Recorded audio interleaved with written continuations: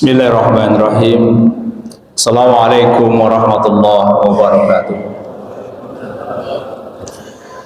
Alhamdulillahilladzi khalaqal mauta wal hayata liyabluwakum ayyukum ahsanu amala. Asyhadu an la ilaha illallah wa asyhadu anna Muhammadan abduhu wa rasuluh. Allahumma salli wa sallim wa barik ala Muhammad wa ala alihi wa ashabihi ajma'in, amma ba'd.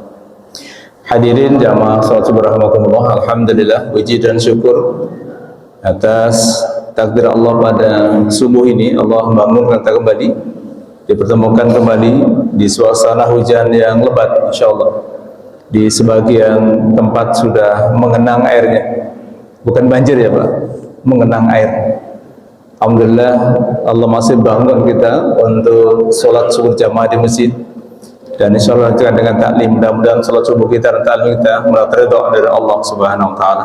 Salawat dan salam semoga tetap tercurah kepada uswah dan qudwah kita, Nabi kita Muhammad sallallahu alaihi wasallam, keluarga, kerabatnya dan para sahabatnya. Dan mudah-mudahan kita termasuk ke dalam kelompok beliau yang tetap istiqomah dalam menjalankan sunnah-sunnahnya hingga akhir hayat kita. Amin ya rabbal alamin. Hadirin, alhamdulillah kita bertemu kembali di tahun yang berbeda. Terakhir kita ketemu di 2025 ya. Sekarang sudah 2026. Setahun nggak ketemu. Baik, kita masih melanjutkan kajian dari bulan sebelumnya. Kita masih membahas bahwa kisah dalam Quran yang terkait dengan prinsip-prinsip terapi kejiwaan dari kisahnya Bunda Maryam. Dan hari ini kita masuk ke fase yang terakhir, yang ke-6, ya, bahwa prinsip kejiwaan mulai satu menyenangkan ya, peristiwa yang terjadi pada Bunda Maryam, ibu dari Nabi Isa alaihi salam.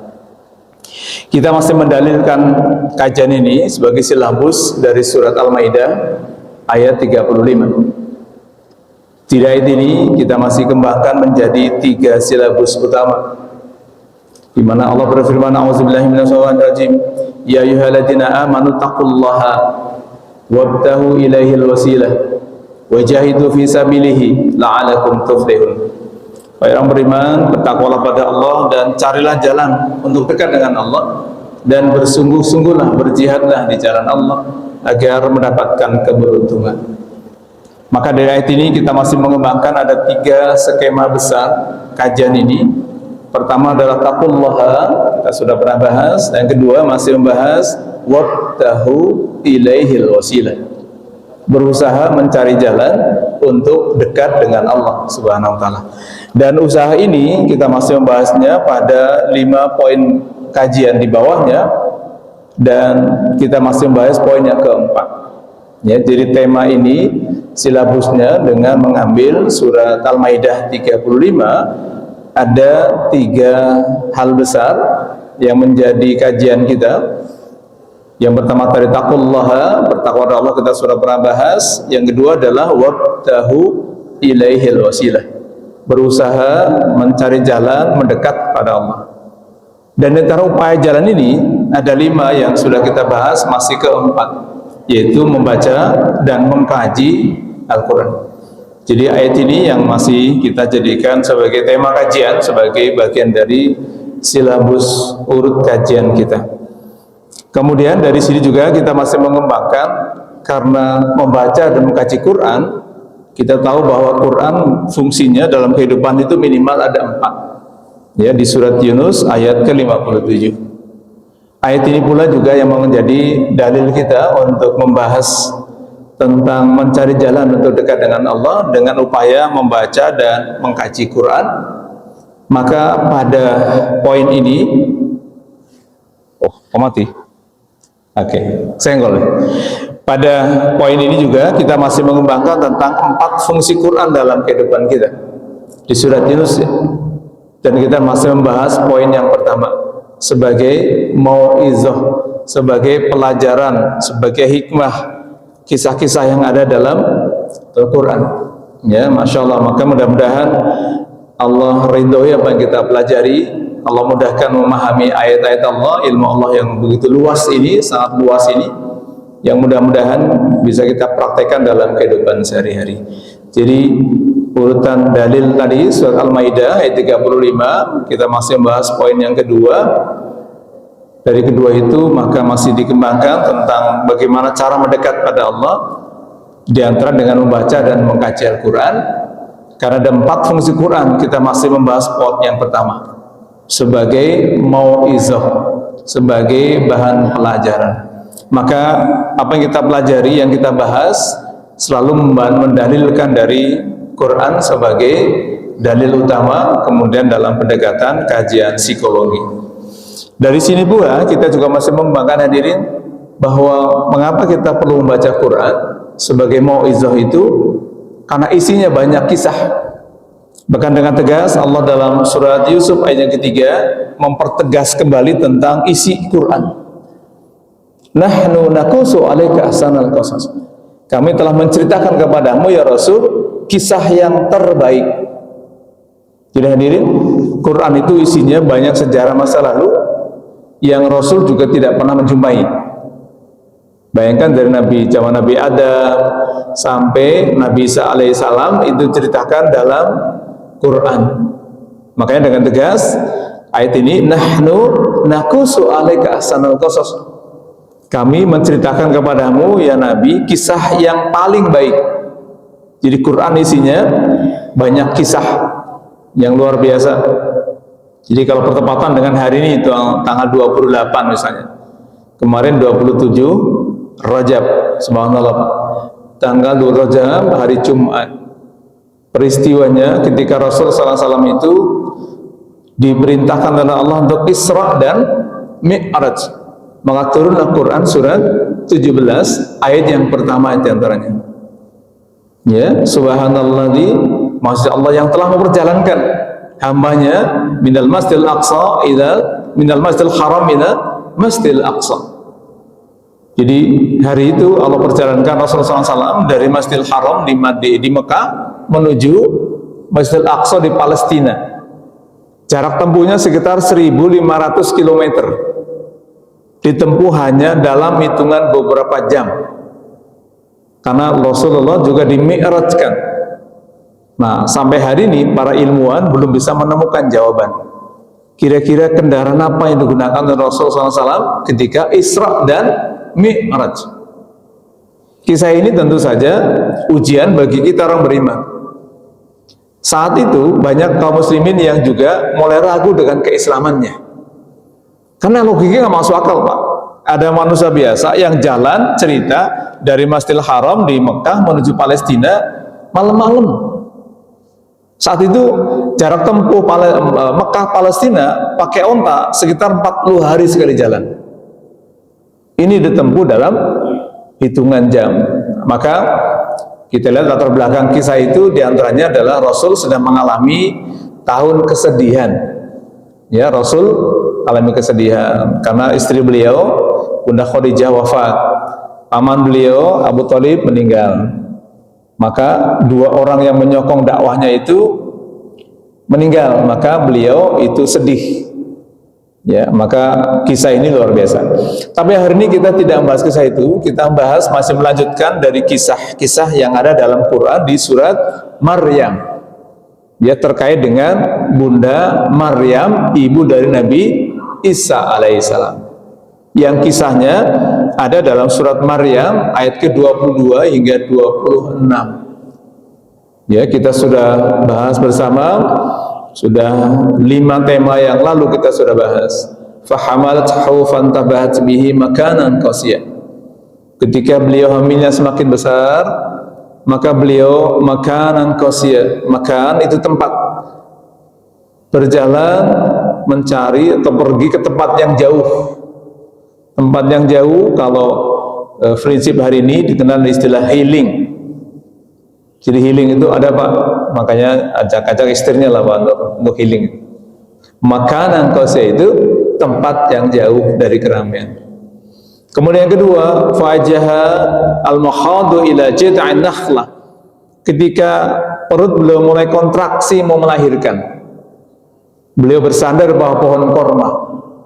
Dan luar biasa, ketika bersandar itu maka beliau mengeluh, qalat ya laitani mittu qabla hadha Sambil sender dia mengatakan, ya Allah, coba aku mati sebelum ini ya, sehingga tidak mengalami masalah ini dan tidak menjadi pergunjingan banyak orang. Karena beliau hamil tanpa disentuh laki-laki. Ya, maka kemudian di 24-nya fanaddaha min tahtiha, dari bawahnya itu malaikat Jibril datang memberikan sugesti kepada beliau, ala tahzani qad ja'ala rabbuki tahtaki syariah. Maryam, kamu jangan bersedih, Allah telah ciptakan anak sungai di bawahmu. Nahnu fanaddaha min tahtiha ala tahzani, jangan bersedih, qad ja'ala rabbuki tahtaki syariah. Jangan bersedih karena Allah telah menciptakan, Allah telah membuat anak sungai di bawahmu. Subhanallah ya, beliau mau melahirkan, maka Allah buatkan anak sungai untuk bersih-bersih tentu saja.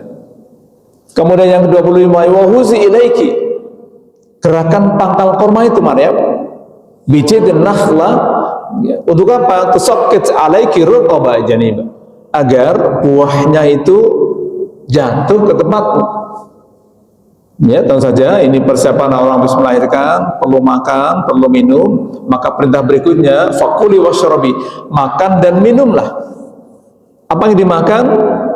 Korma yang jatuh tadi, rutab. Kemudian minum air anak sungai yang mengalir. Maka sampai hari ini kalau kita ke gunung misalnya, airnya jernih, kecuali gunung di Sumatera kemarin ya, karena banjir, nggak bersih lagi karena kayu dipotongin gitu ya, atau kayu motong sendiri. Fakuli wasrabi wakuri aina. Nah, wakuri aina ini ada dua makna yang kemarin kita bahas. Lalu kita bahas wakuri aina itu maknanya dalam tafsir Al-Qurtubi dengan tidur yang nyenyak. Nah, maka hari ini kita membahas wakuri aina dalam tafsir yang lain sebagai melihat yang menyenangkan. Ya, jadi kalau nanti kita akan selesaikan di tema 6 ini, ya, jadi kalau kita coba urut ke belakang, ada 6M minimal prinsip terapi kejiwaan dari kisah Bunda Maryam. Yang pertama apa? Memilih tempat yang tenang dan jauh dari keramaian tadi. Fahamalathu fantibihit makanan qausiyah. Memilih tempat yang jauh dari keramaian. Orang sering bilang mendengar istilah healing. Yang kedua, ala tahzani, memberikan sugesti positif untuk tidak bersedih. Nah, ketika Bunda Maryam sedang alami masalah, yang ngasih sugesti malaikat Jibril. Nah, kalau sekarang orang bermasalah, ngalami depresi, yang ngasih sugesti biasanya iblis gitu ya. Maka sering ada yang sampai bunuh diri. Na'udzubillah. Nah, yang ketiga, prinsip ketiga adalah wahuzi ilaik, melakukan aktivitas olahraga dan berusaha. M yang ketiga ya. Jadi Bunda Maryam habis melahirkan disuruh gerakin pangkal korma, bayangin aja. Wahuzi ilaik, gerakan pangkal korma itu agar tersakit seroba janiba, agar jatuh rutubnya ke dekatmu.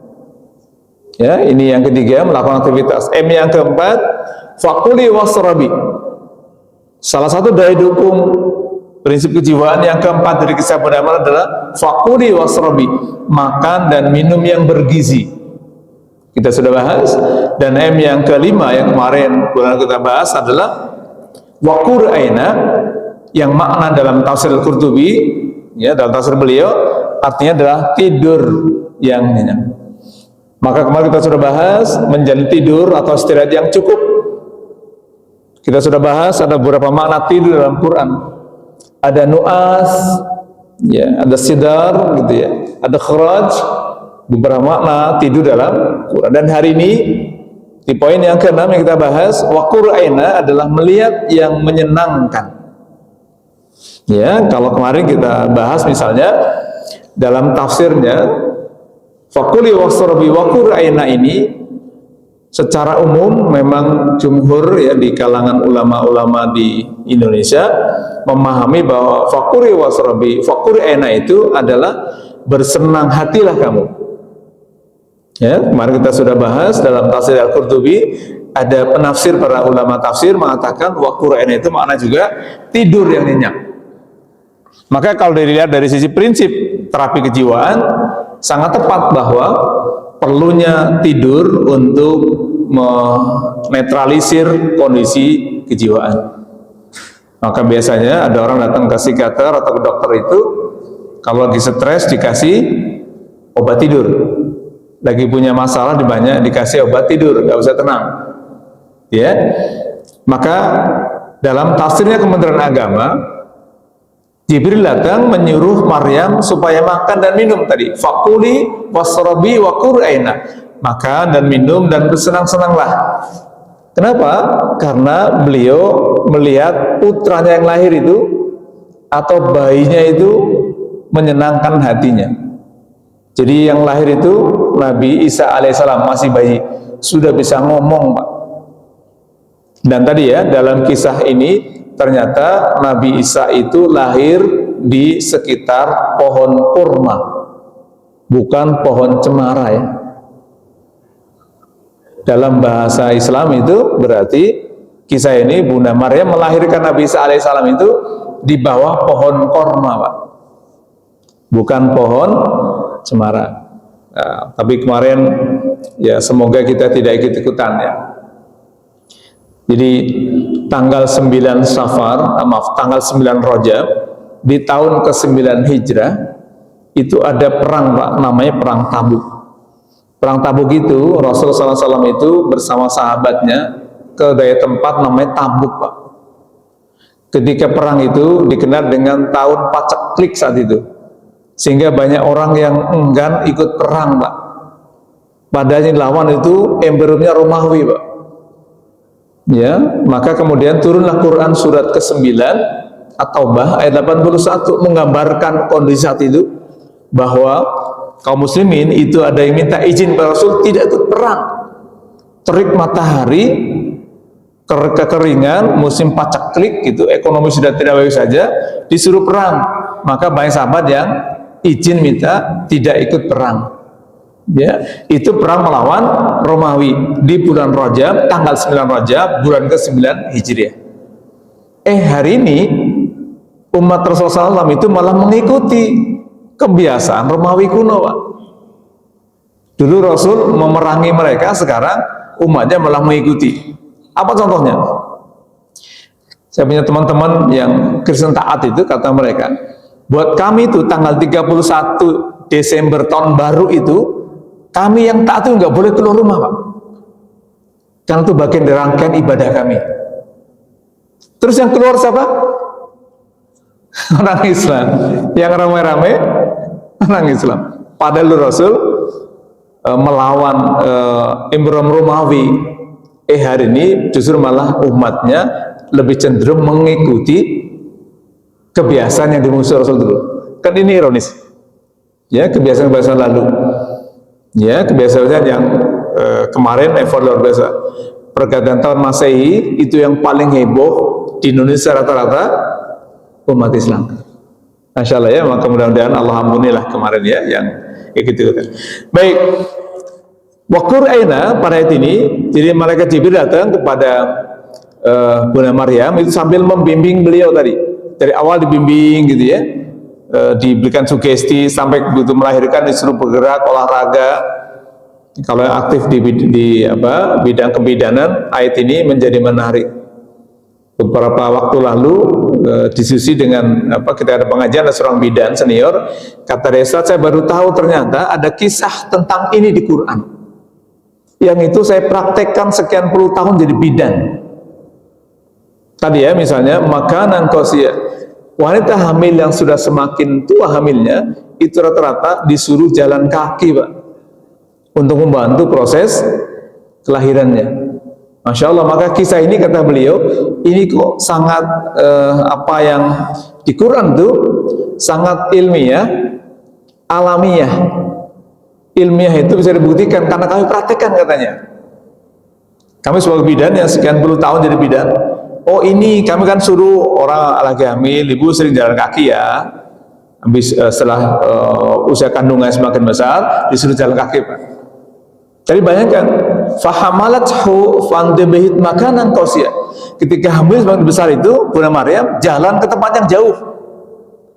Ya, di samping healing, ternyata dalam ilmu kesehatan dan kebidanan itu, perempuan yang sedang hamil sudah usia tua itu mendekati 9 mungkin 9 bulan ya, ternyata dianjurkan untuk sering berjalan kaki karena bisa membantu prosesi persalinannya. Masya Allah. Ya, baik, ini perintahnya luar biasa. Maka mengapa beliau bersenang hati? Karena lahirlah putra, ya, walaupun tadi di tengah kesedihan, di tengah kesakitan. Ini kalau bapak-bapak dulu mungkin masih ingat istrinya melahirkan, sakitnya luar biasa seperti apa? Lalu bapak nggak ngerasain ya? Aduh, nggak ngerasain kan? Atau dulu nggak dampingin istri melahirkan, Pak? Saya mendampingi almarhum istri saya itu semua saya dampingi, Masya Allah. Ketika makanya saya nggak pernah berani marah sama istri saya itu. Kalau almarhum itu nggak pernah saya marahin. Ya Allah, betapa beratnya melahirkan itu. Ya, jadi kalau laki-laki, para suami mendampingi para istri yang mau melahirkan, rasanya bisa menjadi pengingat kalau ingin nyakitin istrinya gitu, atau lagi ngomelin istrinya, Masya Allah ya. Maka sampai hari saya belum move on, Pak. Ya, kemarin ke makamnya itu, Masya Allah, kayak masih rasanya belum baru kemarin meninggal, gitu kan? Kalau sudah setahun bagus, ya, meninggal tahun 2025 soalnya. Baik, nah melahirkan, jadi beliau bergembira. Waktu Raina itu beliau bergembira. Nah kenapa?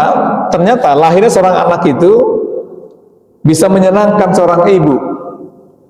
Saya pastikan dulu ketika istri melahirkan anak itu, Masya Allah, di tengah kesakitan itu, ketika anaknya dibawa, dibidan, selesai, dibersihkan itu, Masya Allah, yang ada tersenyum.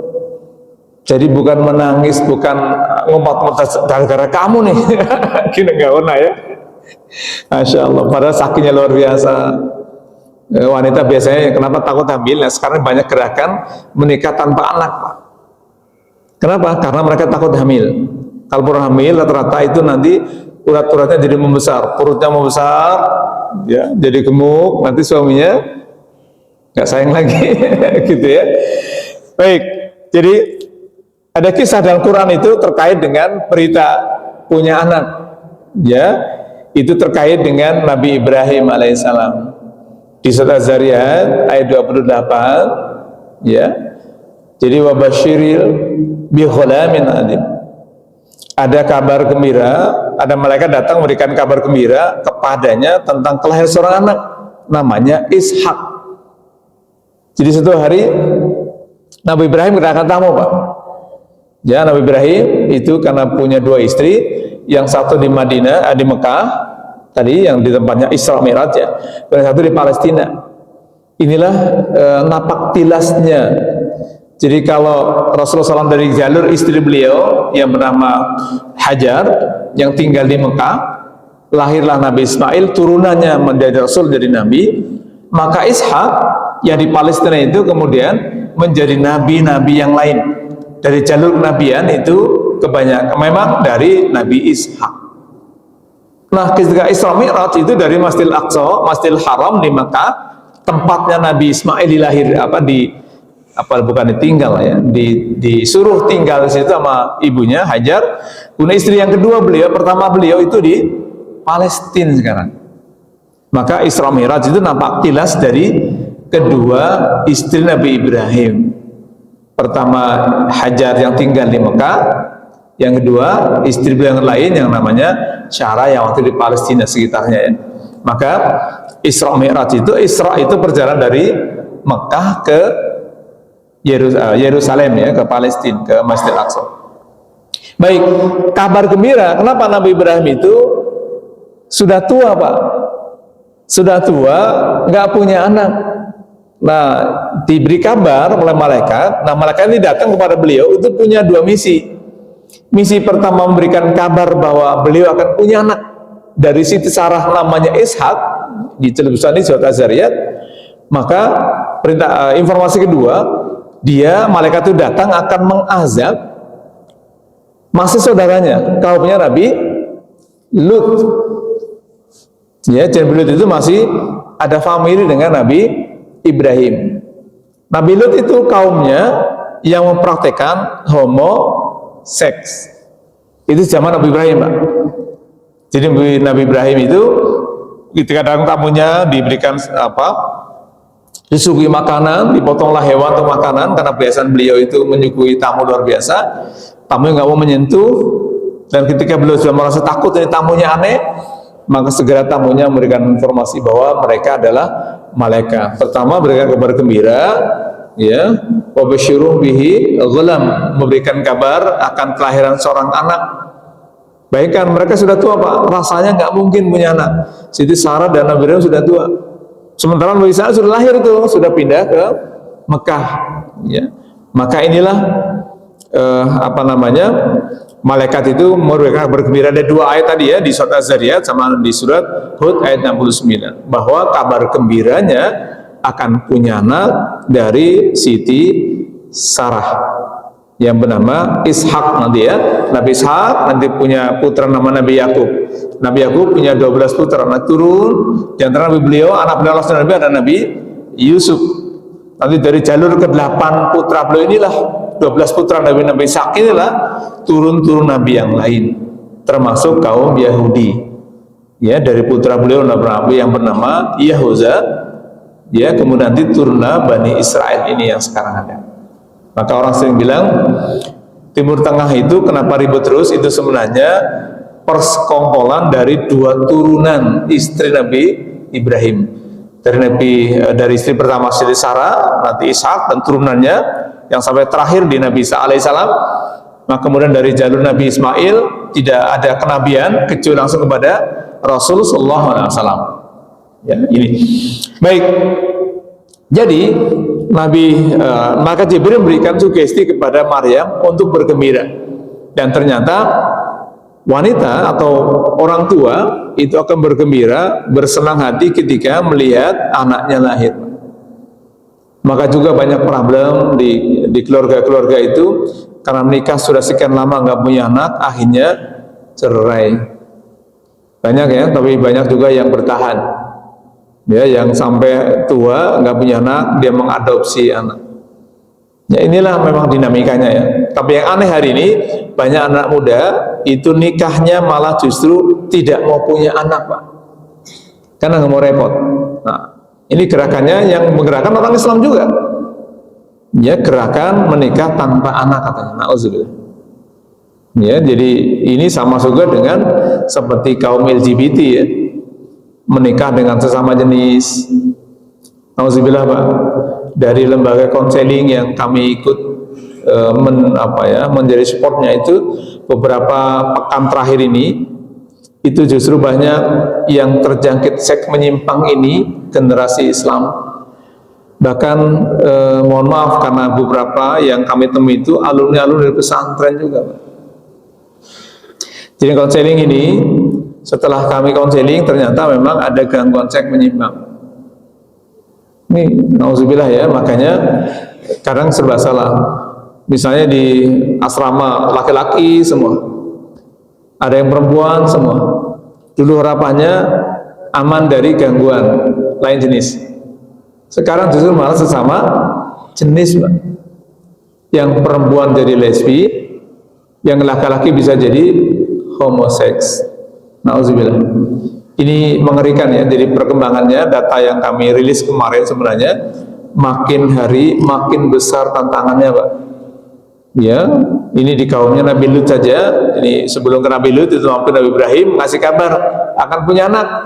Yang kedua, nanti akan kami azab tuh kaumnya Nabi Lut yang masih saudara dari Nabi Ibrahim. Maka malam itu diputerbalikan bumi, likufasi buminya. Ya, ditenggelamkan buminya, diazab karena mereka melakukan homoseksual. Baik, jadi kalau sholat sepintas, lahirnya seorang anak itu membawa kebahagiaan tersendiri pada seorang ibu. Jadi makanya saya yakin kalau bapak-bapak yang sudah menikah, istrinya hamil itu ngelihatnya juga masya Allah ya, kemana-mana di bawah tuh perutnya ya, sudah membesar, apalagi yang bekerja Pak ya, masya Allah. Oke, kalau yang apalagi istri kerja, ya betapa beratnya itu perjuangan seorang wanita. Nah, mengapa? Karena ternyata lahirnya seorang anak itu, melihat orang anak tadi, kalau lihat ayatnya, fakuli wasrawi wa qurri aina. Melihat yang menyenangkan itu ternyata dalam perspektif psikologis itu ada 3 hal yang kenapa kebahagiaan melihat anak itu. Pertama, ada koneksi emosional, Pak. Kenapa seorang wanita, seorang ibu itu di tengah kelelahan, kesakitan, melahirkan itu, dia akan bahagia ketika melihat anaknya. Nah, kalau anaknya sehat, bahagia Pak ya. Tapi kalau anaknya nggak sehat, biasanya, insya Allah. Ada juga ya, saya pernah mendampingi itu ada pasangan muda, anaknya lahir baru beberapa setelah lahir itu masuk ke rumah sakit di RSUD waktu itu karena katup jantungnya nggak normal, sehingga harus dirawat. Dia sedih, kata dokter, ini anak ibu nanti akan cacat seumur hidup. Katup jantungnya itu nggak nutup. Dia nangis, rasa tidak siap menerima anaknya cacat. Waktu itu adalah ketiga kalau tidak salah ya. Kemudian ketemu saya, kata dia, Ustaz, saya belum bisa menerima. Saya rasanya nggak kuat, nggak bisa menerima anak saya cacat. Emang kenapa? Kata dokter itu katup jantungnya nggak nutup, sehingga dia cacat. Dan kalaupun hidup akan cacat, saya bilang. Kata dokternya. Saya bilang, coba masih punya orang tua nih, ya datangin orang tua, minta maaf ke orang tua, minta doa, banyakin istighfar, banyakin sedekah. Masya Allah ya. Jadi istighfar itu banyak manfaatnya Pak. Maka di surat Nuh, surat 71 ayat 10 sampai dengan 12, istighfar itu manfaatnya luar biasa Pak. Bisa membanyakan anak, membanyakan rezeki. Istighfar ya. Maka dulu para ulama itu kalau ditanya, para kiai dulu di pesantren, kalau ada tanya, kiai saya minta amalan dong, doa, pengen dapat rezeki yang banyak, anak yang barakah, anak yang soleh-soleha, kata kiai, baca istighfar dah. Ya, baca istighfar banyak. Minta rezeki suruh baca istighfar, minta anak baca istighfar, minta usaha yang lancar baca istighfar. Itulah dalilnya surat Nuh. Jadi istighfar yang dibaca itu bisa memberikan dampak luar biasa. Ya, hujan yang lebat, tapi hujannya hari ini luar biasa ya. Tadi hampir saya pulang Pak, karena ternyata di jalan mau Bristol itu motor pada mogok Pak. Depan Bristol itu ternyata bukan banjir sih, airnya mengenang cukup tinggi. Motor pada mogok. Saya balik arah, nggak berani, muter balik. Saya pikir kalau nggak keburu ya sudah bismillah, tapi ternyata keburu.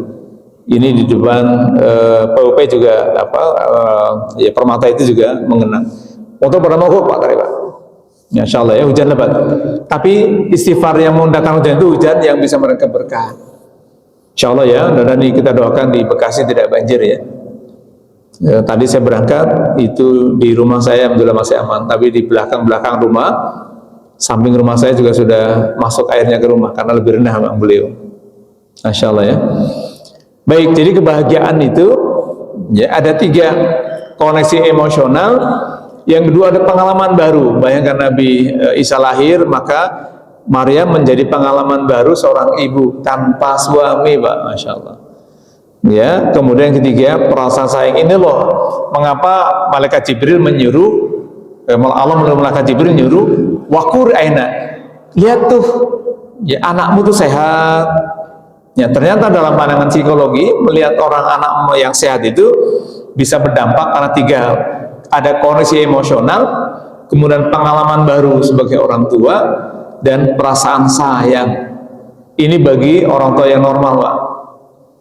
Tapi tidak normal, saya pernah cerita dulu ya, di Batam dulu tahun 2014an ketika saya di sana itu, ada seorang ibu, anak keduanya lahir, itu langsung dimasukkan freezer Pak.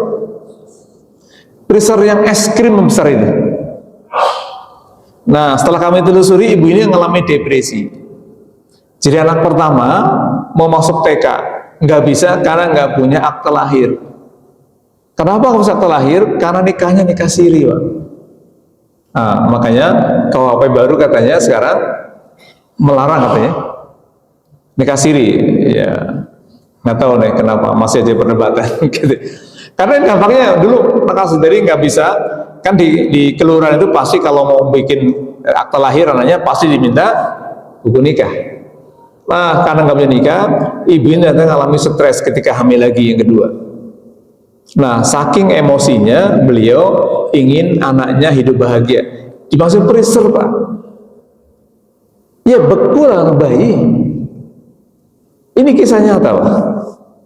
Allah itu jauh lah. Di Purwakarta belum lama ya, 2000 berapa? 2018.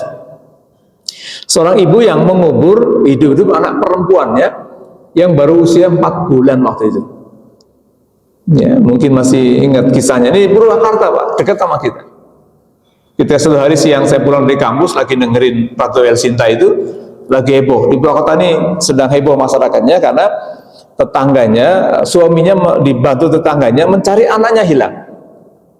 Suami pulang kerja, Pak, ditanya mana anaknya.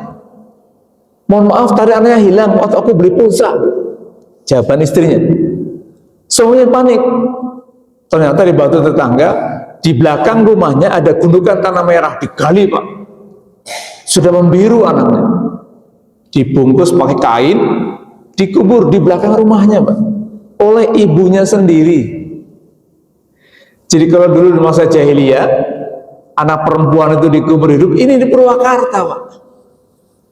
Ya, saya diminta teman-teman coba datanglah, kita datang ke Purwakarta, ketemu ibunya. Ibunya mengalami depresi, Pak. Nah, makanya Masya Allah kisah Bunda Maryam ini mengajarkan kita ini para suami, para laki, peduli pada istri yang hamil dan melahirkan. Sudah banyak kasus, Pak. Jadi normalnya orang wanita hamil melahirkan itu senang, Pak, kalau baik-baik saja. Nah, qadarullah kisah Bunda Maryam ini yang di luar nalar sehat, tidak laki-laki bisa hamil karena kekuasaan Allah ya. Kondisi inilah yang bisa menjadi gambaran. Tapi jangan buat dalil ya. Itu Bunda Maryam nggak punya suami bisa punya anak, gitu kan? Sekarang boleh dong, gitu kan? Nggak punya suami tapi punya anak, gitu ya. Beda kasusnya ya. Nauzubillah. Baik, kemudian mengapa perlu bergembira? Lahir seorang anak itu bisa memiliki manfaat secara psikologis ada 5M minimal. Jadi bergembira, tadi ya, ibu yang dulu melahirkan senang itu secara psikologis itu ternyata secara kajian ilmu psikologi itu bisa satu meningkatkan hormon kebahagiaan. Bayangkan Bunda Maryam tadi Pak lagi terpuruk, sedih, ya, tadi di atas sedih, beliau sedih, takut, kecewa karena dikuncingkan banyak orang. Ya, tetapi dengan bergembira ternyata meningkatkan hormon kebahagiaan, Pak. Ya, makanya sering-seringlah bergembira itu ya, melihat yang menyenangkan, datang ke mall, datang kemana gitu ya untuk menyenangkan, karena itu bisa meningkatkan hormon kebahagiaan. Jadi lahirnya seorang anak itu bagi perempuan, itu bagi seorang ibu ya, yang normal sekali lagi akan membantu meningkatkan proses hormon kebahagiaan, ya, oksitosin, kemudian dopamin itu menjadi dibagi wanita ya, maka menjadi bahagia. Nah, suami juga sama dong, begitu anak lahir, masya Allah, jadi ayah baru, ya, maka harusnya bahagia. Tapi di masyarakat banyak gambaran orang-orang yang tidak bahagia punya anak yang dibuang, nauzubillah ya.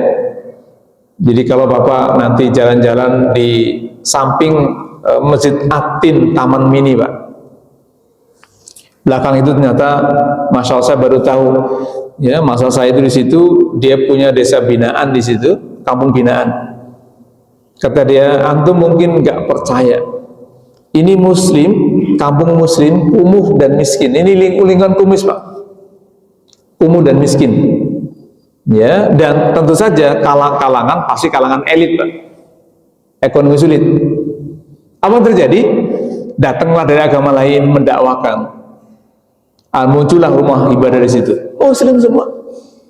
Nah, ketika teman-teman saya masa datang itu memberikan bimbingan, kata dia, kalau antum ngasih tausiah ceramah di masjid-masjid aman, di sini tantangannya luar biasa.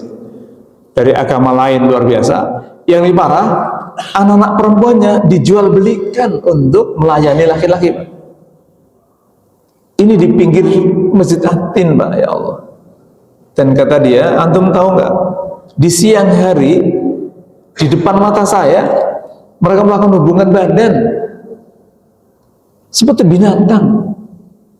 Saya bilang, saya baru tahu 2 pekan lalu, tadi kemarin siang saya ketemu teman-teman di masjid Imam di Atin. Antum zolim betul itu, coba nanti coba di pinggirnya Pak. Jadi kalau masjid Atin itu ada pinggir jalan pintu, ya pintu buat buka nggak resmi lah.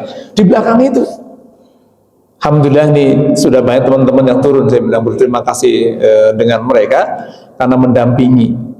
Awal dimusuhin Pak, kamu ngapain nyuruh anak saya berhenti dari begini gitu. Bayangin aja. Jadi anaknya perempuan itu dijual untuk melayani laki-laki agar dapat uang. Dan mereka melakukannya karena siang hari tadi. Kata saya melakukan, melihat di depan mata kita. Ya, na'udzubillah, ini tentu saja orang tua yang tidak benar. Ya, na'udzubillah ya, dan ini kisah nyata di lingkungan kita. Mudah-mudahan kita dihindarkan dari malapetaka ya. Baik, yang kedua, meningkatkan ikatan emosional tentu saja. Ya, emosionalnya terganggu. Seorang ibu dan anak itu kan punya ikatan batin yang luar biasa hebat, Pak. Mungkin bahwa ngerasain dulu waktu kecil, ibunya itu luar biasa. Ada ikatan emosional, ikatan batin yang luar biasa. Ya, ada yang mungkin anaknya sakit, ibunya telepon, kamu sakit ya nak? Batinnya luar biasa. Ya, jadi saya ngerasain sampai hari ini karena alhamdulillah ibu saya masih ada. Jadi kadang-kadang kalau lagi pikiran lagi ya banyak berat itu, ibu telepon gitu. Kamu lagi mikirin apa? Gitu ya, masya Allah itu. Padahal ibu saya jauh di sana Pak, di Banyumas gitu. Tapi saya yakin inilah ikatan emosional seorang ibu yang luar biasa. Ya, jadi meningkatkan ikatan emosional. Yang ketiga, meningkatkan rasa tanggung jawab tentu saja. Nah, setelah lahir anak kan tanggung jawabnya luar biasa ya. Bagaimana menghidupi, bagaimana menyusui dan sebagainya. Maka bagi orang tua tentu saja meningkatkan tanggung jawab ini luar biasa. Dan yang keempat adalah meningkatkan motivasi Pak. Ya, bergembira dengan lahir seorang anak itu motivasi orang tua untuk lebih baik. Tapi ini lagi-lagi bagi orang tua yang siap. Makanya saya sedang usulkan juga dengan Kementerian Agama dan beberapa kementerian ya. Saya malu kadang-kadang kalau datang ke Malaysia, mereka itu, para anak mereka yang mau nikah itu harus punya sertifikat layak nikah. Ada pelatihannya Pak, ya, kursusnya. Jadi kesiapan jadi orang tua ada kursusnya Pak di Malaysia. Yang lebih saya malu ketika teman saya cerita, kata dia, saya disuruh calon mertua saya, kamu datang, kamu lagi di Malaysia, belajar dulu tuh bagaimana jadi suami yang baik. Maka ada sekolahnya Pak, calon orang tua. Yang bikin dia malu, dia tanya, kenapa kamu belajar sih Pak Cik? Saya ini guru-gurunya ngajarin, alumni UIN Bandung, alumni UIN Jogja, alumni UIN Jakarta, yang ngajar pendidikan pranikah di sana. Yang belajar orang Indonesia Pak. Gitu ya, jadi gurunya alumni orang Indonesia, orang datang ke Malaysia mereka belajar kepada orang Malaysia. Ini kembali. Maka itu saya pernah usulkan kepada Pak Menko PMK dulu ya, cobalah diberikan regulasi gitu. Maka biasanya kalau calon mau menikah itu harus punya sertifikat layak nikah lah. Kita ini kan rata-rata orang tua yang nikahnya modal nekat Pak, nggak pakai ilmu kan. Coba dulu Bapak waktu ngelamar ya, calon istri, tanya nggak calon mertua, kamu sudah punya ilmu apa ngelamar anak saya? Rata-rata tanya, udah kerja di mana? Karena yang dilihat adalah ilmu ekonomi saja.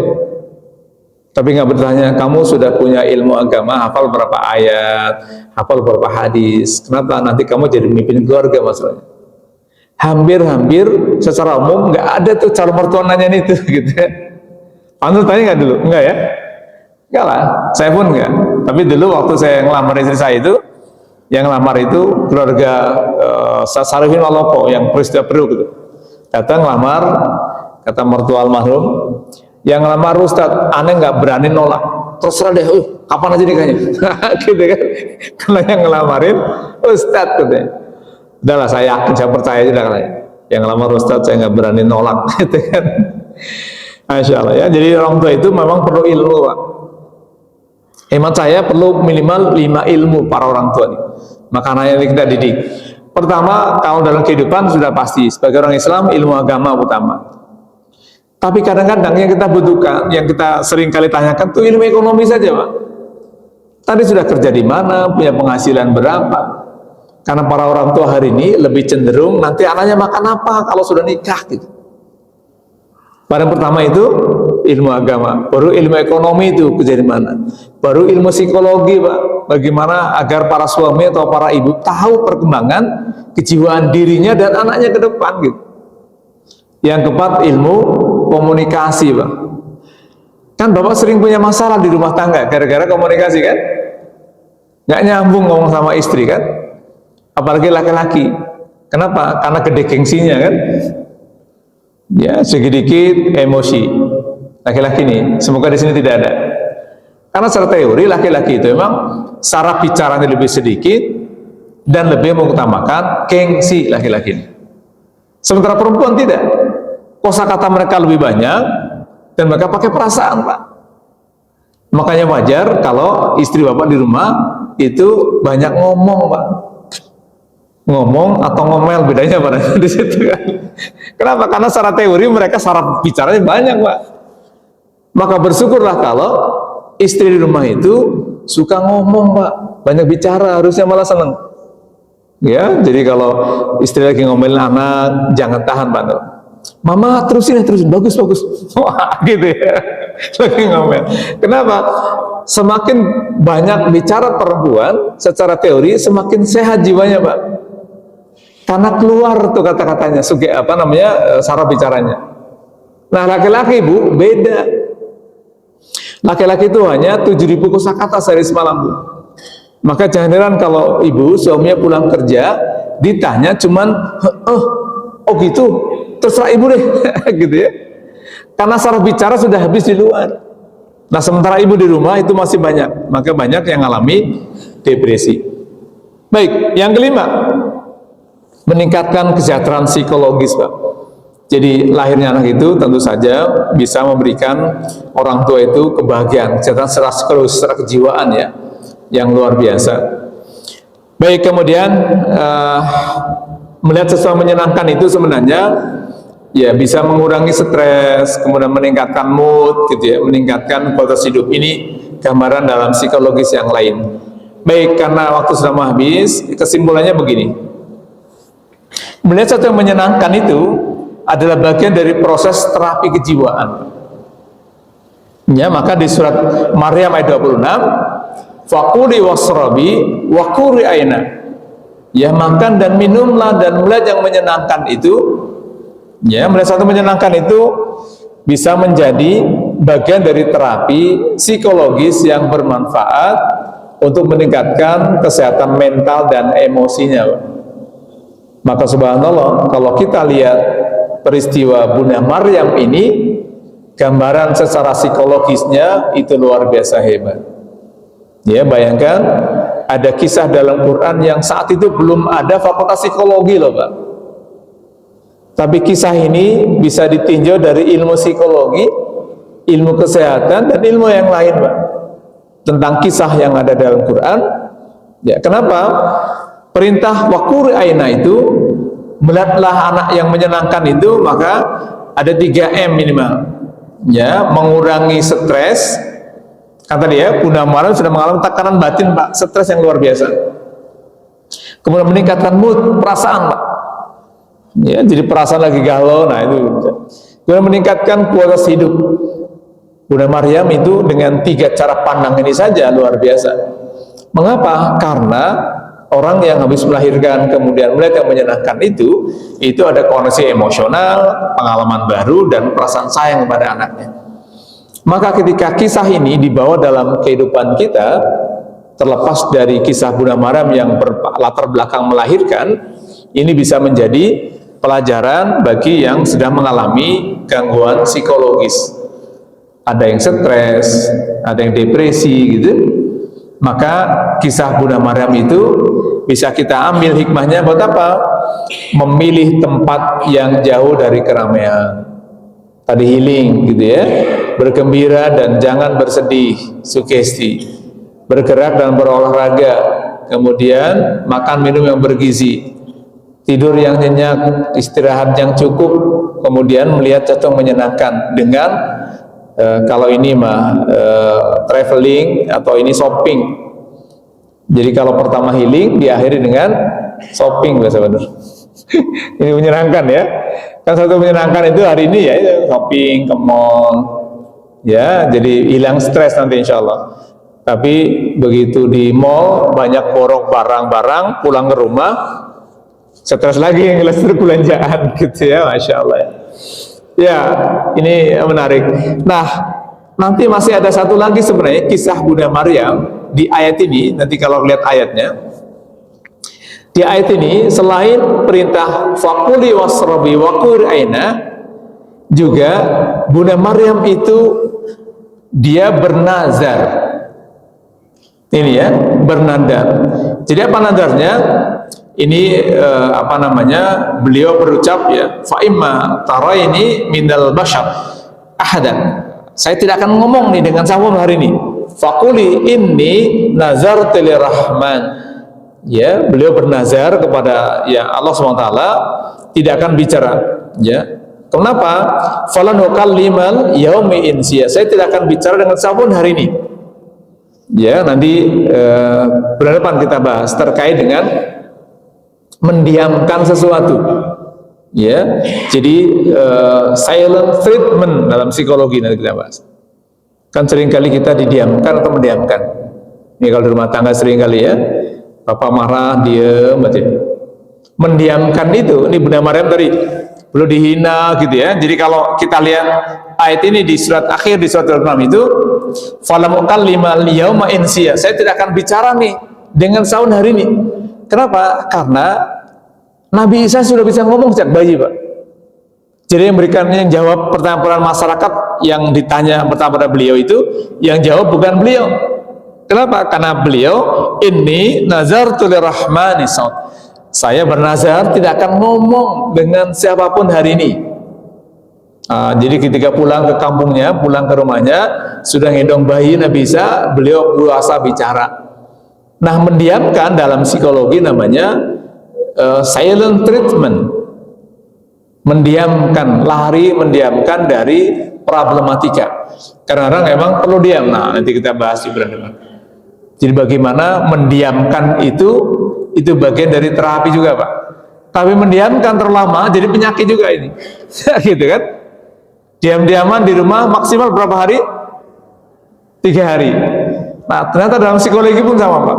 Semakin kita mendiamkan orang yang sedang berkonflik dengan kita, itu malah berdampak negatif pada dirinya. Maka Bunda Maryam itu ngomongnya pada ayat ini itu disebut dengan falan ukallima al-yauma insiya. Saya tidak akan ngomong seharian ini. Nazarnya itu seharian. Jadi tidak berhari-hari. Nah, nanti kita bahas ya. Jadi kalau mendiamkan dalam psikologi namanya silent treatment. Kemudian dalam ayat ini nanti kita akan lihat bagaimana Bunda Maryam itu melakukan puasa bicara sehari, Pak. Kalau bahasa kita sih, kenapa puasa-puasa? Fakuli inni nazartu. Ya, kata Jibril, katakanlah Maryam. Ya, nanti kalau pertanyaan ada orang tanya nih, Maryam kau sudah punya anak ya? Gitu kan? Udah punya anak, gendong anak, kapan hamilnya, kapan nikahnya, gitu kira-kira. Dibully luar biasa. Maka fakuli inni nazartu lirrahman. Katakanlah, aku bernazar kepada Tuhan, pada Allah SWT, sauman, ya, saum bicara. Tidak berbicara, Pak. Jadi kalau bahasa sauman itu saum ya, tidak bicara sehari. Apa yang beliau katakan? Fanu kalimal yauma insiya. Saya tidak akan bicara sehari ini sih. Ya, jadi beliau bernazar lirrahmani sauman. Beliau bernazar kepada Allah untuk puasa bicara. Tadi ya, nanti kita bahas puasa bicara ya yang terkait dengan dalam psikologi namanya silent treatment. Insyaallah nanti bulan depan kita bahas. Baik, ini yang bisa kita pelajari hari ini, Bapak Ibu dan Allah. Kita menerapkan ada 6M minimal prinsip terapi kejiwaan dari kisahnya Bunda Maryam. Nah, setelah melewati ini, beliau sudah siap, maka kemudian yang terakhir tadi beliau puasa bicara. Ya, beliau melakukan puasa bicara. Dari 6 prinsip ini, ya kalau puasa bicara itu kaitannya dengan menghindar dari konflik. Ya, tapi nanti kita lihat ya di bulan depan kita bahas insyaallah. Ya, bulan masih ada ya bulan depan ya, karena sudah Ramadan. Apa sudah libur ya? Masih ada, apa udah libur? Karena kalau tidak salah Ramadan bulan depan di tanggal 18-an, kisar 18. Insyaallah ya, mudah-mudahan masih ada waktu untuk bertemu dan Allah ridhoi kita apa yang kita pelajari hari ini, dan kita disampaikan nanti ini sudah bulan Rajab, dan disampaikan di bulan Syaban, dan disampaikan di bulan Ramadan. Ya, pekan depan sudah masuk Sa'ban. Insyaallah ya, ini tanggal 28 Rajab, maka mudah-mudahan Allah ridhoi atau berkahi Rajab kita, Syaban kita, dan disampaikan kita di bulan Ramadan tahun ini. Baik, demikian yang kita bahas pada kesempatan hari ini. Ada pertanyaan kan? Nggak ada ya? Baik, pas, alhamdulillah di luar juga hujan. Baik, mari sama-sama kita akhiri dengan doa kafaratul majelis. Subhanaka Allahumma wa bihamdika asyhadu an la ilaha illa anta astaghfiruka wa atubu ilaik. Terima kasih. Billahi taufiq wal hidayah. Assalamualaikum warahmatullahi wabarakatuh.